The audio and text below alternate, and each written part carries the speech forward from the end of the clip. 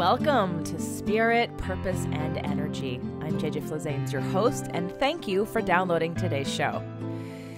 In the time that I did the Fit to Love podcast show, this episode that I'm going to share with you today was episode 82 in season 1. And I have to say, it was probably the most powerful, one of the most important shows that I released in season 1 of the Fit to Love podcast show. So I'm going to make some recommendations, one of which is that when you listen to today's show, you're going to start thinking of either other people or yourself. And I'm not sure, obviously, from person to person that's going to change. But let's say, for instance, you listen to the show and you start to identify some of these behaviors in other people. That's great. Listen to the whole show thinking about those other people. But then go back and listen to the show again, specifically focused on yourself. I have to say that this show taught me more about emotion and psychology when it comes to everything, exercise, weight loss, relationships. And you can see clearly after learning what's on today's show, you get to look out at anybody and everybody and identify the patterns. It's very powerful, but it's not meant to be judgmental or shaming. It's meant to be informative about why people behave the way they do. And I hope that after today, you are not only inspired to be more compassionate to others, but to yourself, and to understand that it's never about the substance. It's never about whatever it is you're doing or someone else is doing as the addiction.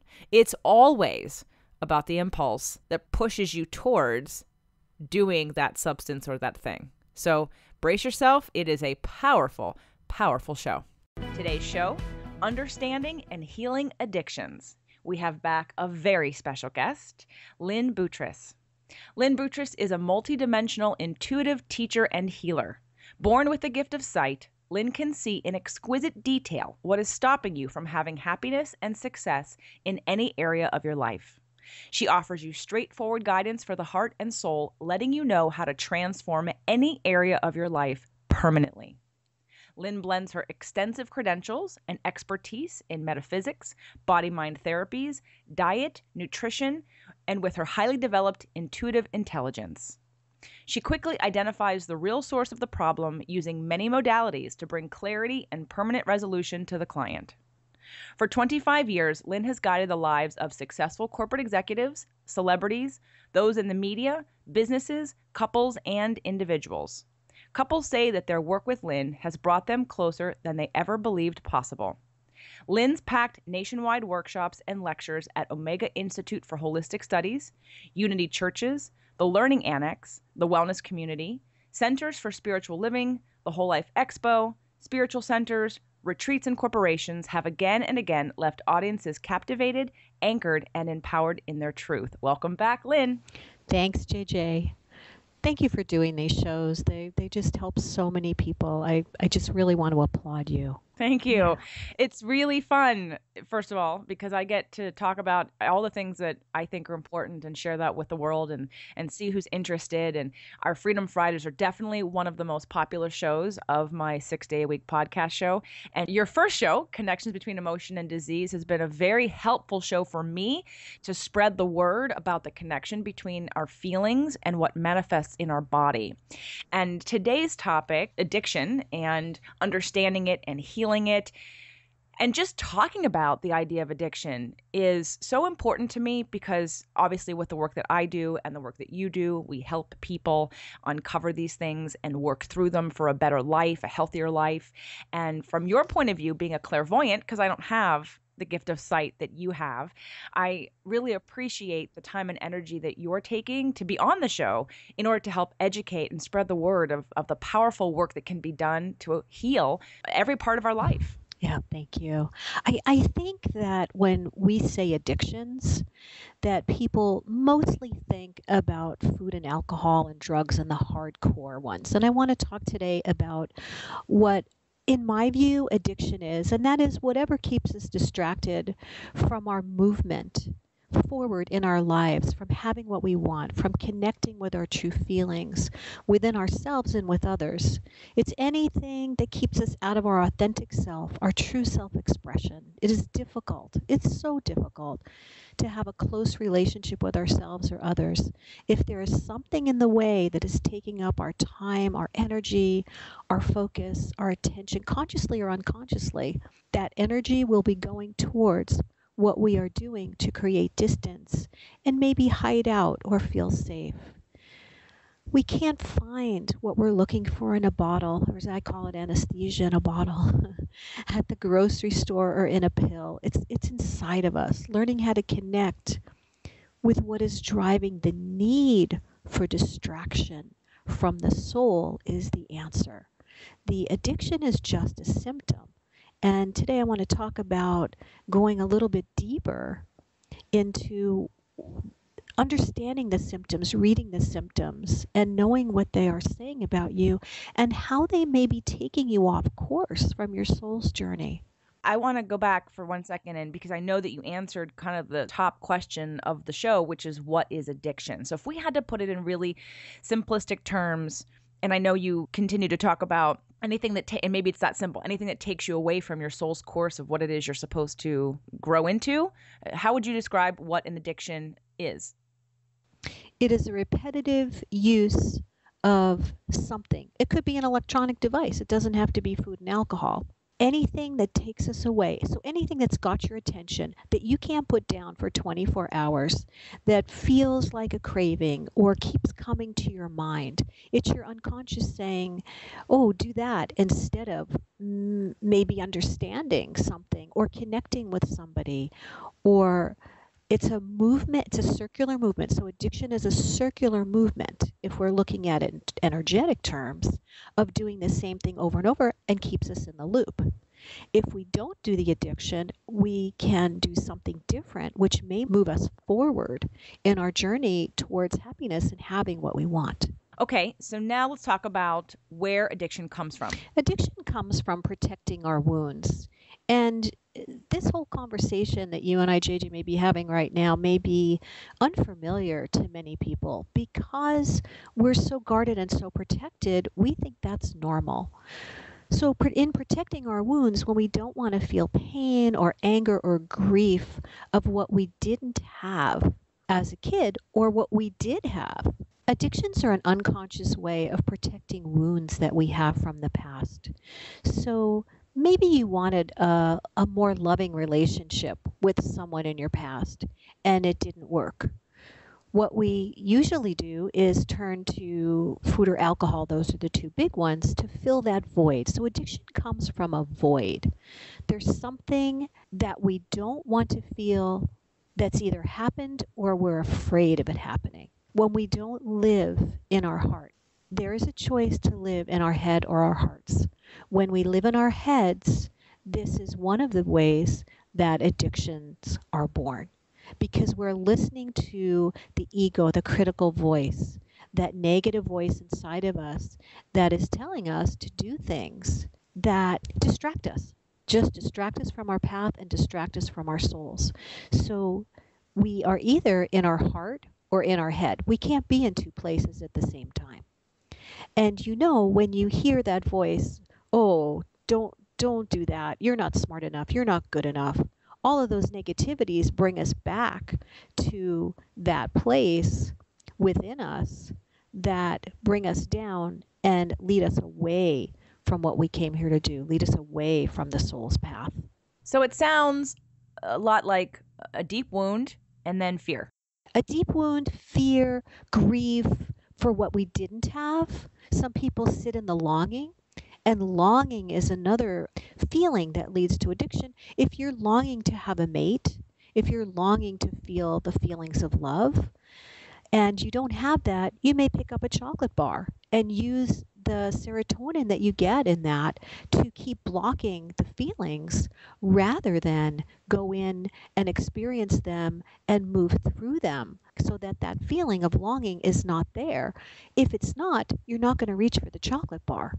Is an addiction, because you know I'm a huge law of attraction user and sort of honing that mental focus? Is it unexpressed emotion that needs to be processed and released? Because couldn't somebody also have a pattern that they just keep repeating and embedding both subconsciously and consciously, that maybe someone consciously can start to chip away at? Maybe they're not going to heal the deepest part of that wound with their conscious mind, but that the conscious mind can play a role in reframing, in releasing, in easing any of that? Yes, absolutely. But I'm not so sure that you can see the behavior. So it's fine to see the behavior, but I think that there are what I call soft addictions that people don't understand. They think they're a part of life, and they don't understand that those are taking them away. Because again, people think of drugs and alcohol. But if we can, let's talk about some of the soft addictions that might key people into, oh, I do that. I didn't know that was an addiction, because they may think it's part of their everyday life rather than moving them away from what they really want. So let me guess, soft addictions, and we did not have this conversation prior to this show. Soft addictions are things like technology, constantly being attached to that anxiety of that need of being needed, and you always have to attend to something outside of you. Would that be one? Perfect. Now, that addiction can be either a soft or a hard addiction. Explain the difference between how technology, and I'm going to include television in that. Yeah. So between your iPhone or your computer or television, what's the difference between if that is soft or hard? If you can't put it down for 24 hours, there's a problem. So that's a hard addiction. That's anything you can't stop for 24 hours. Yeah. Okay. And soft addiction would be just that choice. Now, let's dig into that one just a little bit, because it is so much more common or acceptable, or people are unaware that that would be considered an addiction. So on the soft addiction, and someone using television or their iPhone or whatever. Let's go with the iPhone. Yeah. The constant attention to that is that dismissal or numbing or the refocus of, I don't want to deal with something. Is there a difference between the hard and soft addiction in correlation to a wound or a feeling that, like let's say a trauma? Would it be a heart, like a more impactful trauma earlier on that would help to cause a heart addiction, versus sort of low level surface ego-minded in a feeling of insecurities or something in the present that would cause a soft addiction? Is there a difference? Yeah, there's a difference in how it sits in the body. So if you had a slight injustice, maybe it's not so deep. But if you didn't feel loved, you didn't feel wanted, you didn't feel needed, and you had an iPhone, and the iPhone provided you thoroughly with the satisfaction, the perceived satisfaction, because it's all perception, that you didn't have. If the iPhone filled that need that you didn't have as a child, or felt like it filled the need, then that could be a heart addiction for somebody, because it keeps them out of resolving the core feelings. So the iPhone is just the symptom. Right. And the television, all of that. Yeah. Right. Is just the sort of avoidance. And so we're going to consider maybe soft addictions, that slight irritation, but the larger injustices, the things you can't stop doing for 24 hours are the addictions. Harder addictions, yeah. Or the long term, yeah. Let's move on to other soft, because the hard addictions we probably can blow through quickly. It's basically drugs, alcohol, and food. Yeah, pretty much. Okay, so other soft addictions between the television and your technology. Yeah. We've got sugar, we've got shopping, we've got chaos, perfection. Perfection is a big one for a lot of women. And the needing to look good, the keeping that proverbial to-do list that never ends. All of these are accepted as normal. Thank God I got over that. I laughed, I chuckled when you said to-do list, because in the first couple years of my business, I had a never-ending to-do list. And I got to the place where I thought, this is ridiculous. I am never going to get all this stuff done. And it's creating an anxiety in me. And I literally, since that, have not done a traditional to-do list. I'll do maybe one during the day of things that I might need to get done today, but I literally avoid to-do lists for that very reason. You just touched on another piece too, JJ. Soft or hard addictions. How much anxiety do you have if you have to stop them. That's another way to tell. How much anxiety do you have if you had to stop doing that behavior? That will also categorize it as a soft or hard. So by providing relief for me and saying I can't do this anymore was a soft addiction. Mm-hmm. And for someone that feels that the lack of structure and the lack of routine leaves them in limbo and causes greater anxiety than there was comfort in the chaos. That's a hard addiction. Yeah, so that's a harder addiction. That's Okay. a harder addiction. The biggest addiction, I think, is the one we all have to control. We are addicted to control. We didn't feel we had it in our earlier years, and we try consciously or unconsciously to gain the illusion of control with people, power over people. In our daily activities, that to-do list creates some type of control for all of us.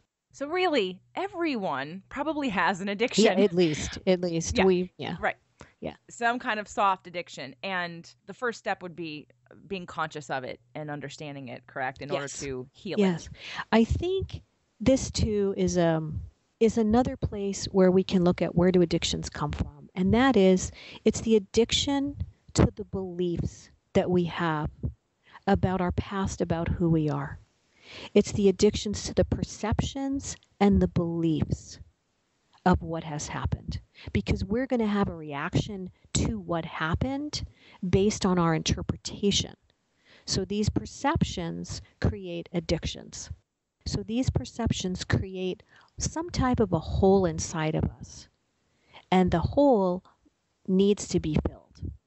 And so what do we fill it with is things that keep us stuck, so that we're not feeling the addictions, because feeling is the F word to a lot of people. It's all about running and moving and going and doing, so that they're not sitting with themselves. I think people are terrified. Yeah. A lot of people are terrified of feeling because of the lack of trust in what's on the other side of expressing the feeling or releasing the feeling. Now, I want to touch upon what you just said about beliefs and perceptions and interpretations, because to me, that is conscious mind. And that's what I think the power of, whether it be law of attraction or therapy, conscious therapy, of being able to understand or reposition or reinterpret something from a different perspective. Can we talk about, because I know from your work, being a client of yours, that the feelings also get stuck in the body. So not to disconnect the head from the brain, but the effect and how, maybe if there's an order, do we start with the heart, or do we start with the head, or do we start with both? How do we marry them together so that way? Because from my own work prior to working with you, I totally believe that the work of law of attraction and paying attention to my thoughts and the conscious mind and being present with that and how I believe and what my beliefs are and understanding all that on a conscious level has been able to shift, maybe not unroot the deepest feeling that has stopped me from whatever in my life, but has been able to subtly start to shift all that, because I know I've had a different experience. But I know from our work that there's a deeper feeling and heart and releasing and feeling and expressing. So can you talk to that? Yeah, I think one of the ways we can begin to look at it is to start with a symptom. If you have a body symptom that you're not happy with, and I'll give you an example. A woman came to me and she was 20 pounds overweight, and she just couldn't understand why she was overweight. So she was sitting there, and what I saw is her as a child. She was about 10, and she was in her bedroom, and she was eating M&Ms, and she was very frightened, a little bit shaky, and she was eating M&Ms. And so I said, "Hey, I'm seeing you in your room as a kid eating M&Ms. Can you tell me about that?" And she said that she used to go to her room and escape from her mother, who was verbally abusive, and eat M&Ms, and that was how she calmed herself down. And so we worked to clear those feelings of aloneness and fear and anger and longing to be loved. And a week later, she had no interest in the M&Ms. So I think this body-mind connection it's pretty strong for people.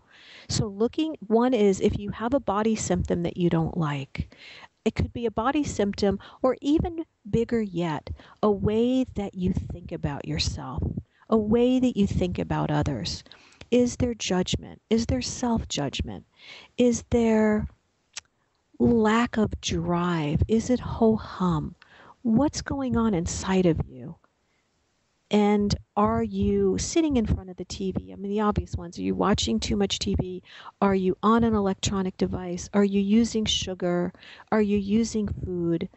What's going on inside of you? And I think if you take a moment and you stop and you ask yourself, is my life the happiest it can be? Is my life the best it can be?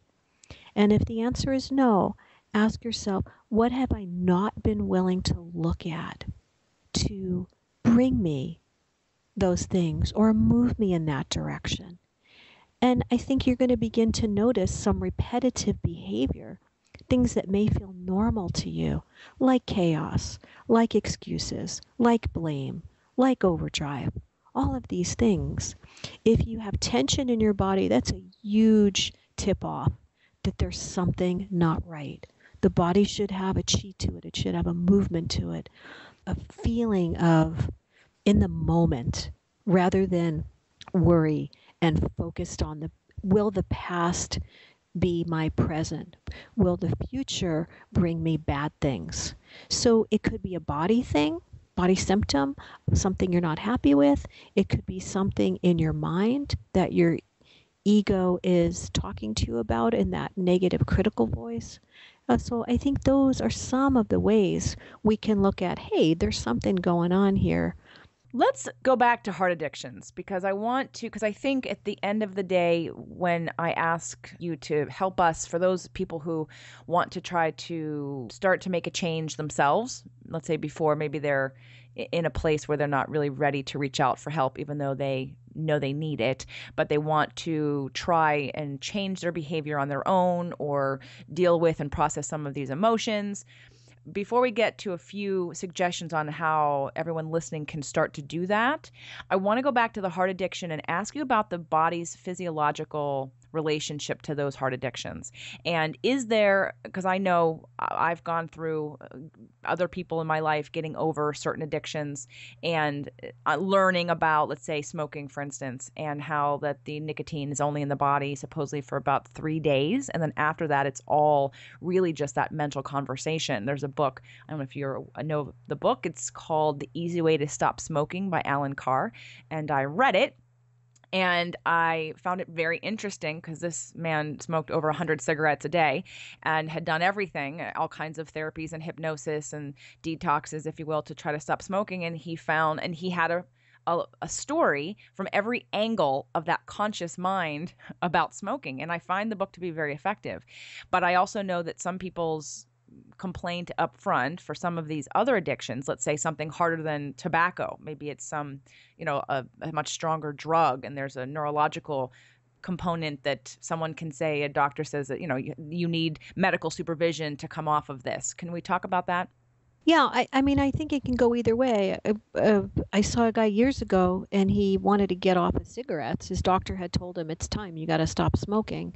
And so while he was talking about smoking all these years, I saw him hiking with his dad. And then they got to the top of this hill. They were sitting out there. They were looking over the city, and they were both smoking. And so the smoking had bonded them. And when I was talking about his father, he started to cry. And so we worked through the grief of losing his father, but he had connected the cigarettes with the connection of his father. Once the grieving was done, he no longer had any desire for cigarettes. That was his case. But I do think that when there is a hard addiction, that care needs to be taken with someone in helping them come off the substance. But I also feel that the deeper work is once you get to the wound, they can release the physical addiction much, much easier once the emotional pain is gone.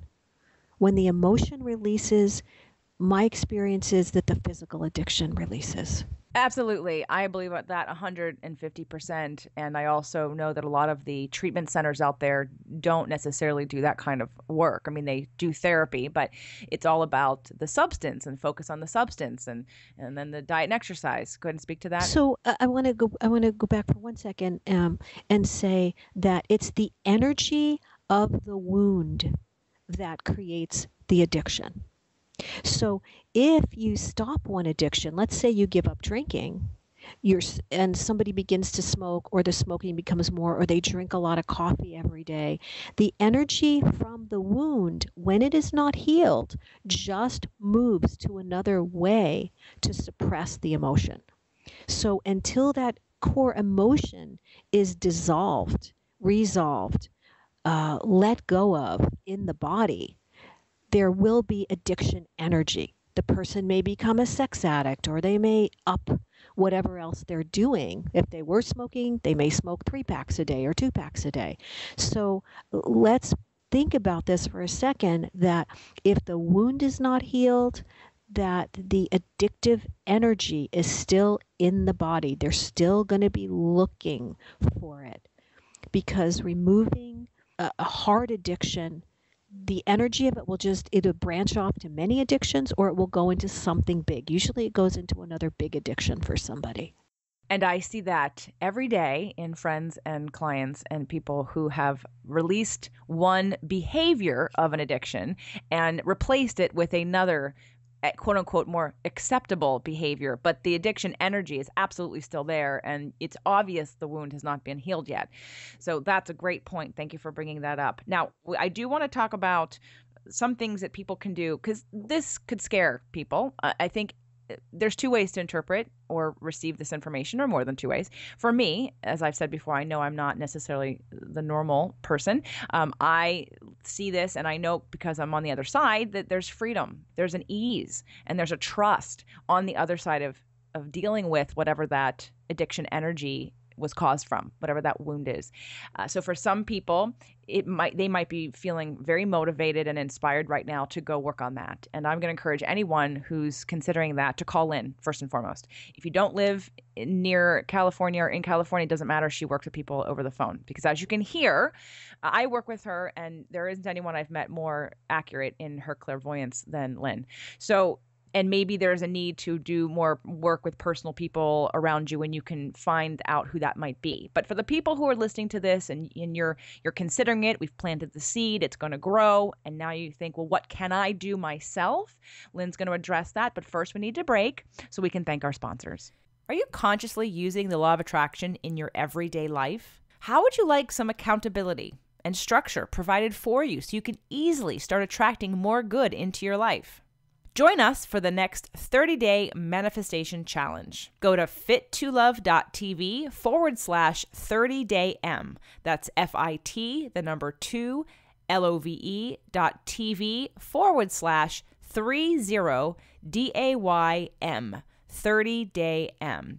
Well, you'll be provided completely for free a 30-day packet including audios, instructions, and accountability in the form of a private Facebook group where we share our manifestations with each other every day, and we keep each other accountable for doing the work. Join us for the next 30-day manifestation challenge. Come on over to fit2love.tv/30daym.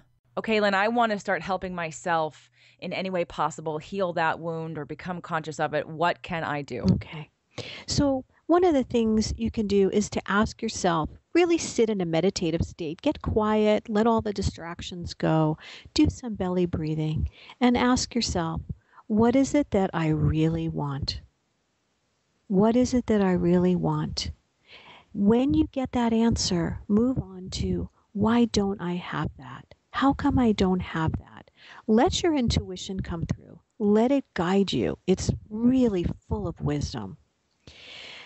Ask yourself, how can I accomplish what I want? Whether it's a good relationship or whatever that is. But again, use your intuition. It's such a great resource inside of each of us. Then whatever your answer is, check yourself during the day and make sure your actions are congruent with what you have been wanting. Make sure you're not using a substance or food, whatever, in moving away from that feeling. So if you feel, let's say you feel so-and-so just hurt me, look at your behavior, stay very present with that, and look at what you're going to do with that. Are you going to make that be a judgment about them, about you, or are you going to breathe and ask yourself, what have I not been willing to do around this type of interaction with someone? And I think you're going to begin to find a pattern that you can begin to work on. Next, I would ask yourself, if you know what the softer heart addiction is, ask yourself, how does sugar, food, internet, how does that serve me? So ask yourself, how does that addiction serve me? Next, what part of you is getting served? Ask yourself, what part of me is this serving? Is it the part that's afraid? Is it the part that doesn't want to move forward? Is it the part that's angry? And so then you can work on that. So what is it that you don't want to feel, deal with, know about, or be responsible for? Somewhere in that last question, what is it you don't want to feel, deal with, know about, be responsible for, you will find the answer.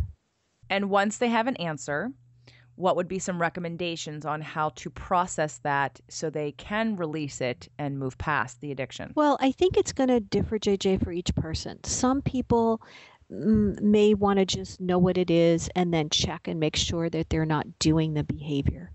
Others may want to work with somebody and get to it pretty quickly and move through it, because as JJ was saying, there is an amazing amount of freedom once you are past what the piece is, and it doesn't take a long time. For most of my clients, it's a couple sessions.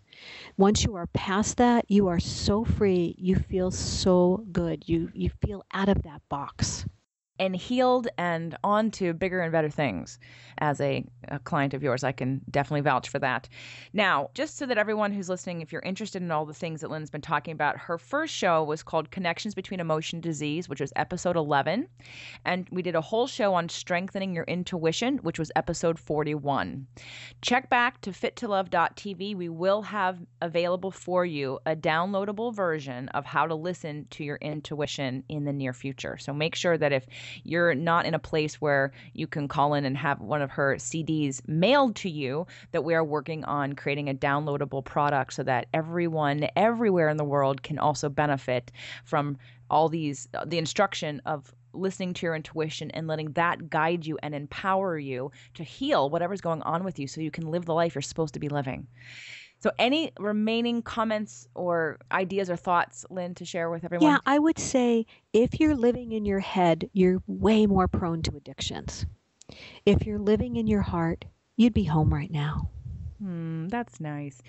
I just want to ask, so don't you think a lot of people are living in their head because they're so afraid of the pain in their heart? Yes. And once you heal the pain in your heart, it's a lot easier to access it? Yes, fear is a life crippler. It just drains the life out of what you want, out of joy.